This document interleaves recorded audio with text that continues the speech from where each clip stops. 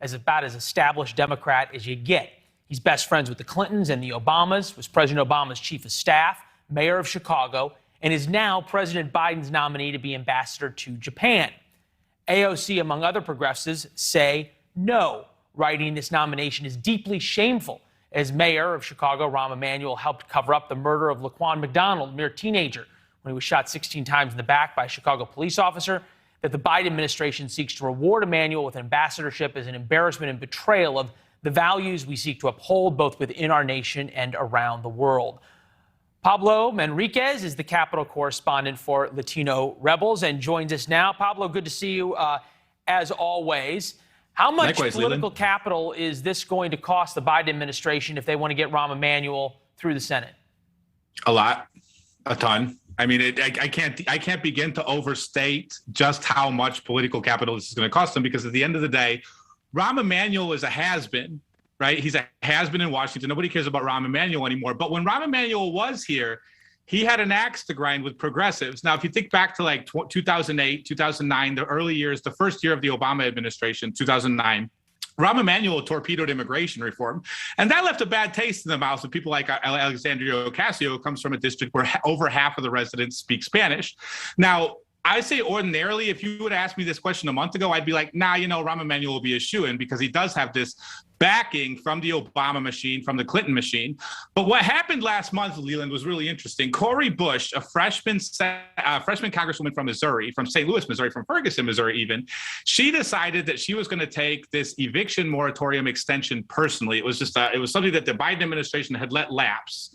And she led a protest outside of the Capitol that galvanized the world's attention, and the Biden administration caved and then extended the moratorium. Now, eventually the Supreme Court struck down this extension that the Biden administration put on it, but the precedent is there for the squad to torpedo the White House agenda as Biden would like to have it set. Now, I just don't think that Rahm Emanuel has the political capital. Like I said, nobody really cares about Rahm Emanuel. And it's not just about Alexandria Ocasio-Cortez, who is torpedoing this nomination. It's Ilhan Omar, it's Ayanna Pressley, and it's Chuy Garcia, the guy, a Chicago congressman. The congressman from Rahm Emanuel's city is right up front with everybody else saying, hell no, So I think that I don't see this nomination. Pablo, tour de force around what's happening with progressives and President Biden. These are President Biden's latest approval numbers, which he's now underwater, approve, disapprove, and we can see the axis cross there.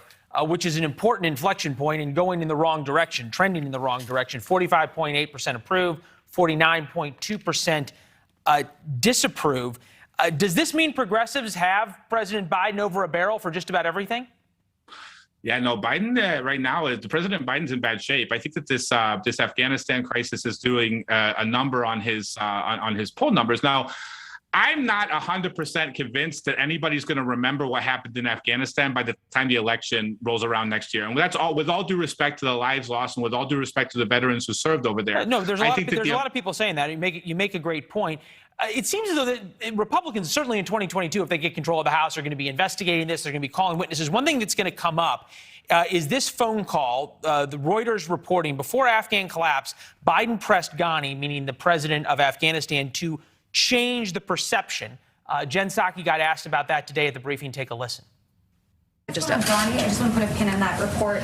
Was the president in any way pushing a false narrative in that call with the Afghan president? I think it's pretty clear. Again, I'm not going to go into details of a private conversation. That is perhaps a different take than Jen Psaki had back in 2019. President Trump had a private conversation, at least he thought it was. Here was Jen Psaki's tweet about that private conversation she doesn't like to talk about.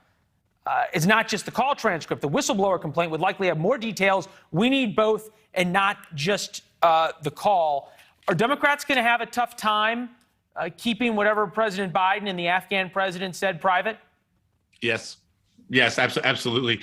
Now, these are the kind of calls that, because they're so consequential to the day's events, right, they should at least do a readout. Like at the very minimum, they need to do a readout, because ultimately it's just like the more suspicion that you can put into a call like that, by not being transparent, the worse off it is. And I think that the Trump administration, case in point, by not being transparent with some of the calls they had, they ended up having like a full impeachment trial and all these other President things. Biden, Right? President Trump was impeached over it. Pablo, Right. I hate to do this. We got to run. It was great talking. All right. Likewise, Leland. See you soon. Godspeed. All Yes, right. sir. We'll be right back.